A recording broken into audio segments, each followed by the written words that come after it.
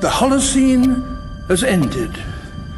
What we do now, and in the next few years, will profoundly affect the next few thousand years. The only conditions modern humans have ever known so far are changing, and changing fast. Nothing stays the same on this planet. Everything changes. The Earth is going into one of these jumps, and you don't know what is going to be on the other side of those jumps. The Earth is always jumping.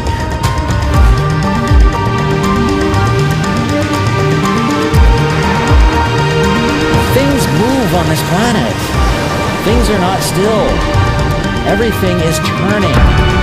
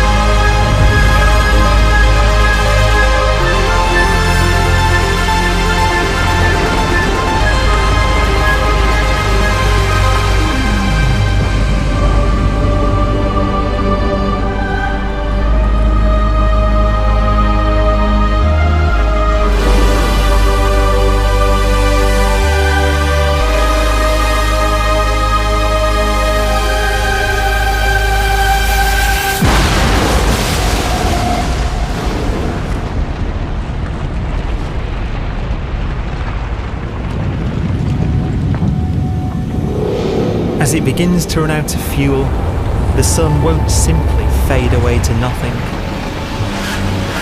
Its core will collapse, and the extra heat this generates will cause its outer layers to expand.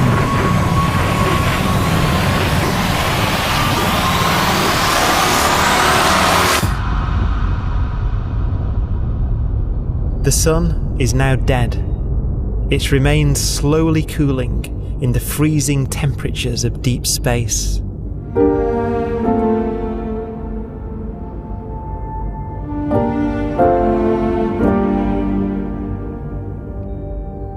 The fate of the sun is the same as for all stars. One day they must all eventually die, and the cosmos will be plunged into eternal night. All stars eventually will run out of fuel. The temperature of the universe drops. The stars, one by one, in the night sky, will turn off. And there'll be no more new stars created.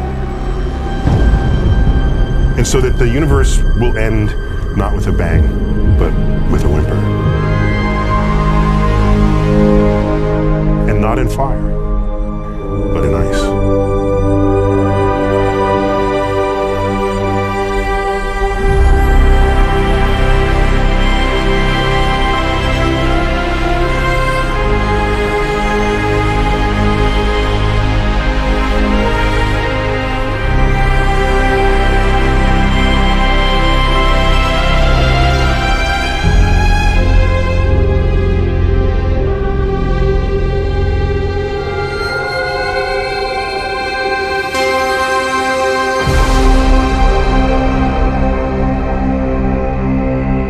With no fuel left to burn, a white dwarf's faint glow comes from the last residual heat from its extinguished furnace.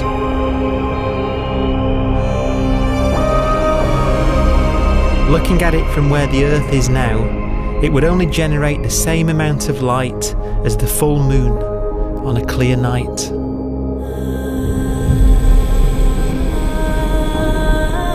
The faint glow of white dwarfs will provide the only illumination in a dark and empty void littered with dead stars and black holes.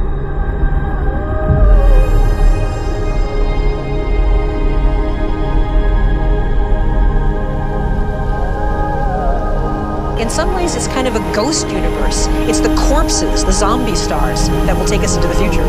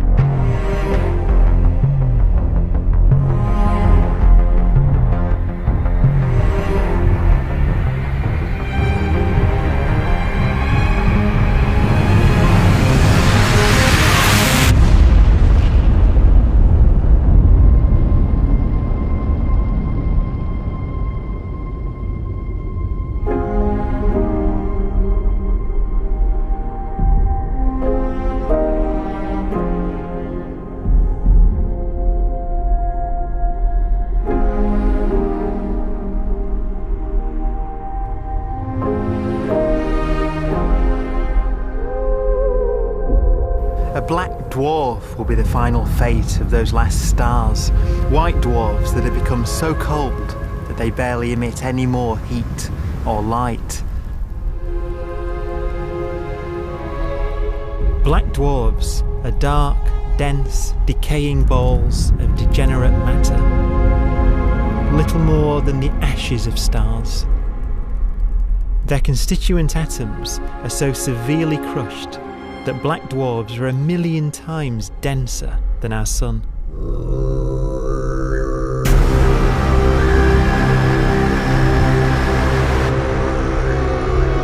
Stars take so long to reach this point, we believe there are currently no black dwarfs in the universe.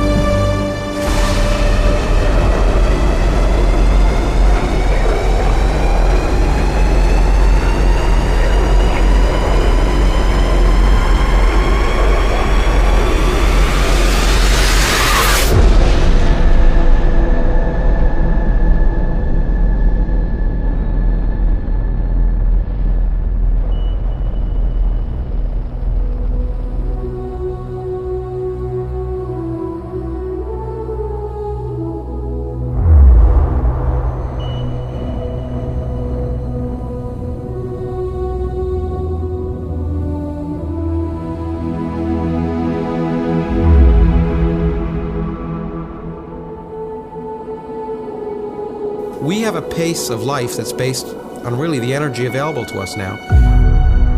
You could imagine living conscious systems which have a very different pace and therefore can extend out at least a lot farther than you'd imagine otherwise. You could have a living system where if it had a thought every 10 trillion years, that would seem normal. Even if our life dies out, one could imagine at some time arbitrarily far in the future, a fluctuation occurs which allows intelligent life to exist again for a little while. So you might have islands in time of intelligence.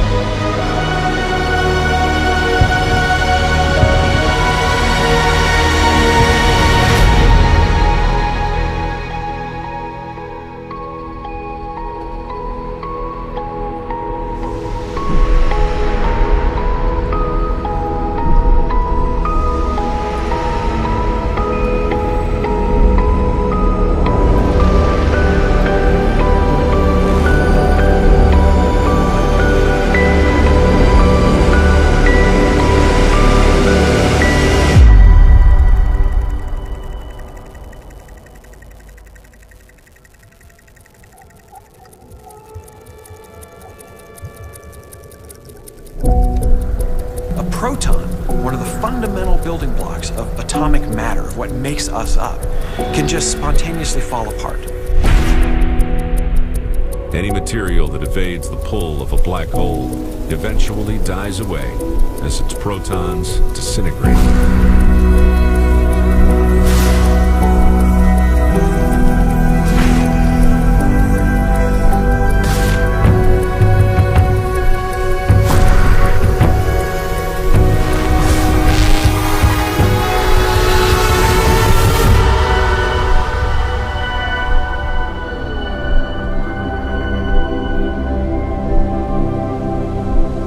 The matter inside black dwarfs, the last matter in the universe, will eventually evaporate away and be carried off into the void as radiation, leaving absolutely nothing behind.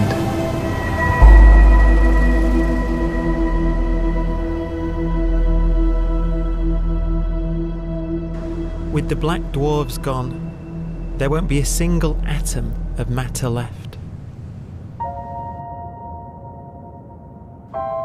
All that will remain of our once rich cosmos will be particles of light and black holes.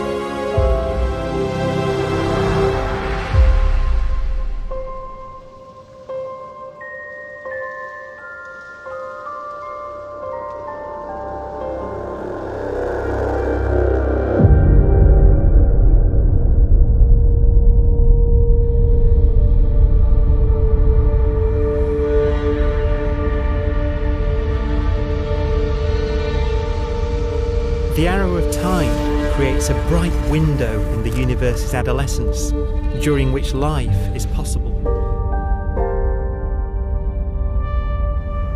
But it's a window that doesn't stay open for long. As a fraction of the lifespan of the universe, as measured from its beginning to the evaporation of the last black hole, life, as we know it, is only possible for 1,000th of a billion billionth billion billion billionth billion billion billionth of a percent.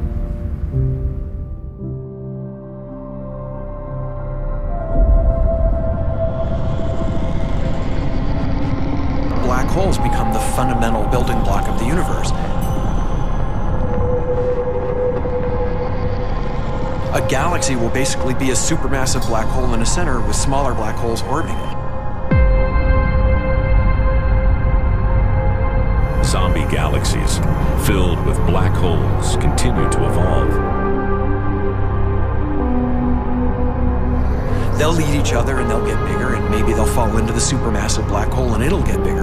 The universe will still be an exciting, dynamic place. It's just that the timescales you're talking about are now trillions of years instead of thousands or millions of years.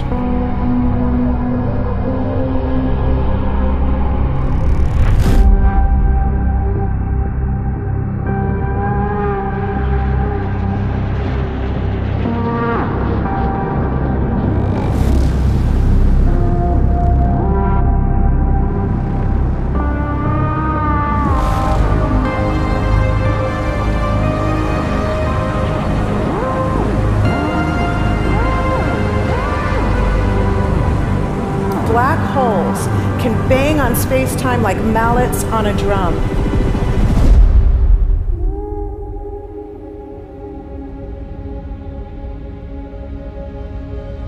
And they have a very characteristic song.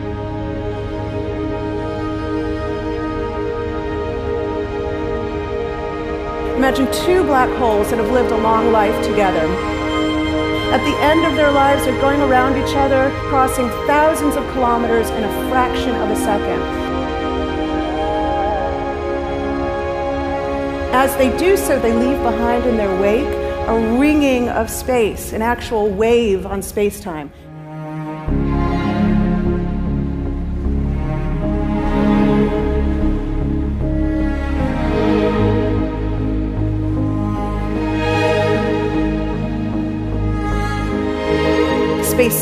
squeezes and stretches as it emanates out from these black holes banging on the universe. Those are the gravitational waves. They are literally the sounds of space ringing. And they will travel out from these black holes at the speed of light as they ring down and coalesce to one spinning, quiet black hole.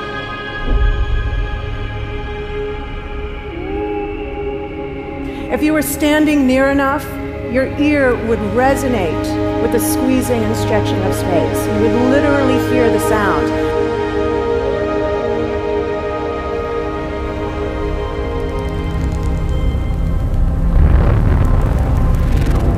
Imagine a lighter black hole falling into a very heavy black hole. The sound you're hearing is a light black hole banging on space each time it gets close.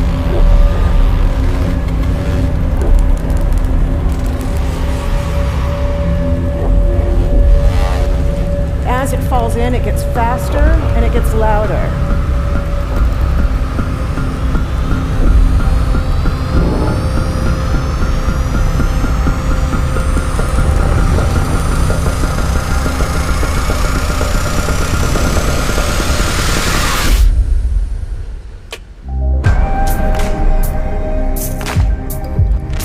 Scientists used to think black holes were immortal, but even these will one day die. Now we're talking about timescales of unimaginable length, quadrillions of years into the future. On that timescale, even the black holes begin to evaporate.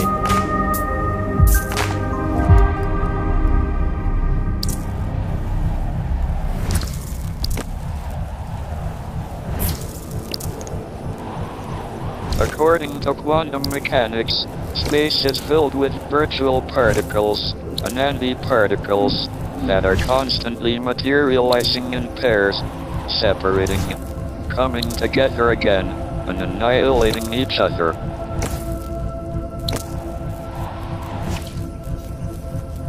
In the presence of a black hole, one member of a pair of virtual particles may fall into the hole, leaving the other member without a partner with which to annihilate.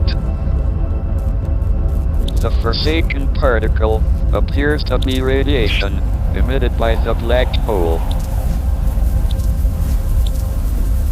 And so, black holes are not eternal.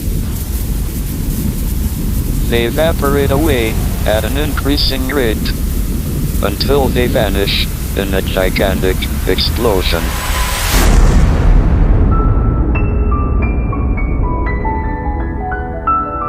Quantum mechanics has allowed particles and radiation to escape from the ultimate prison, a black hole.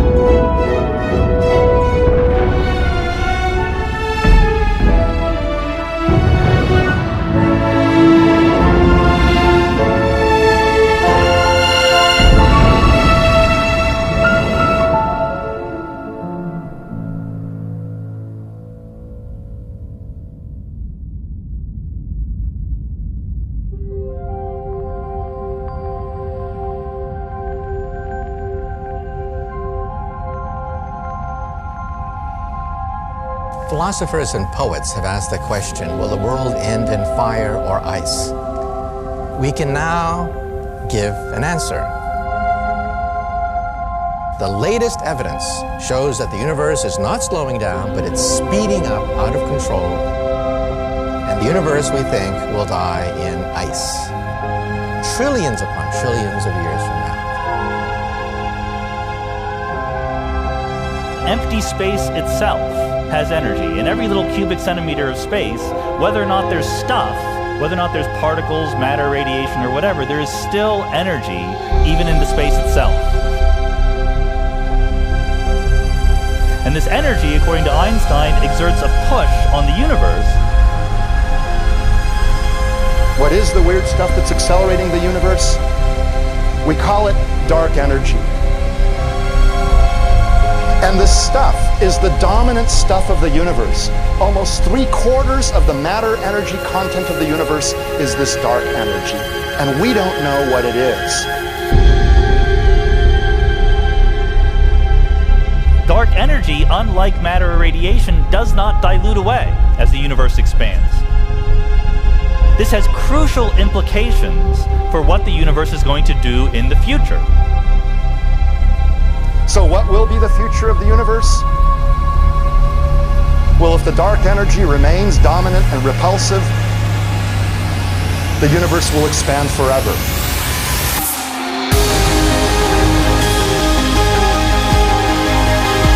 Faster and faster and faster with time.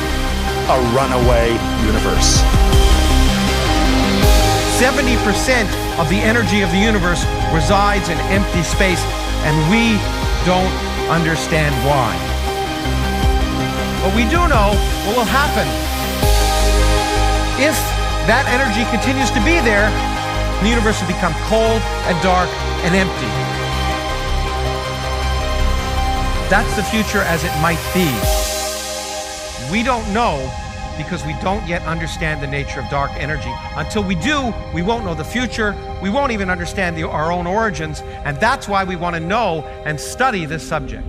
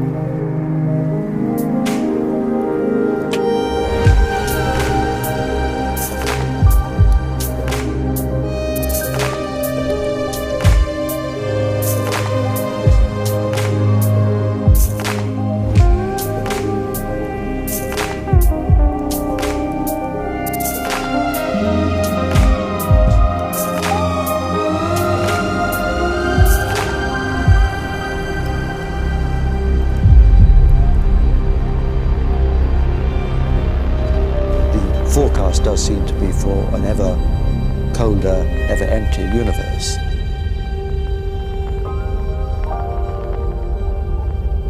But then, of course, we have to ask, could that end lead to a new beginning?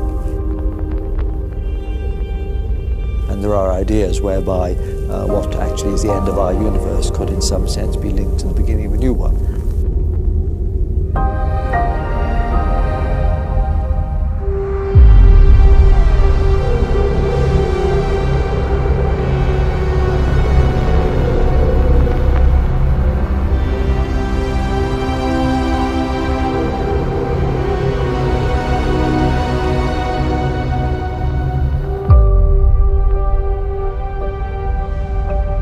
We've worked out the mathematics, the equations. They seem to say that if you have an atom smasher that can concentrate tremendous amounts of energy at a single point, you can perhaps open up a gateway, a baby universe.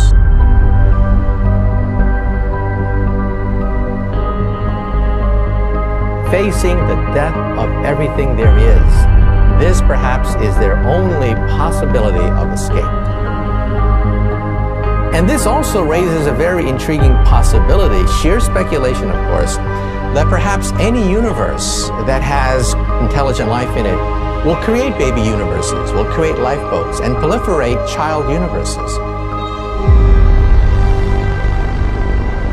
So an evolution may take among universes in the multiverse. Survival of the fittest may take place.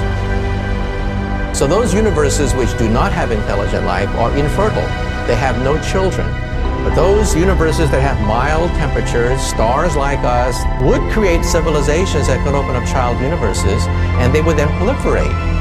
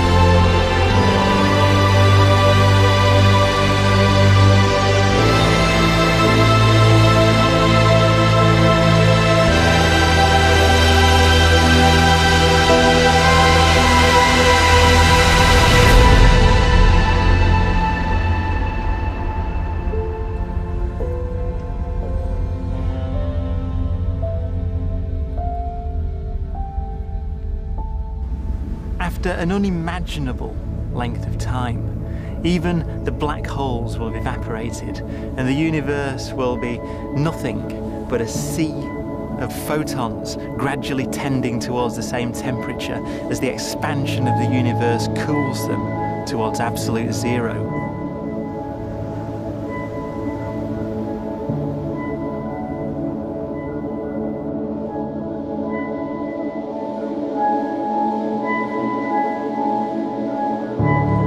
Once the very last remnants of the very last stars have finally decayed away to nothing, and everything reaches the same temperature, the story of the universe finally comes to an end.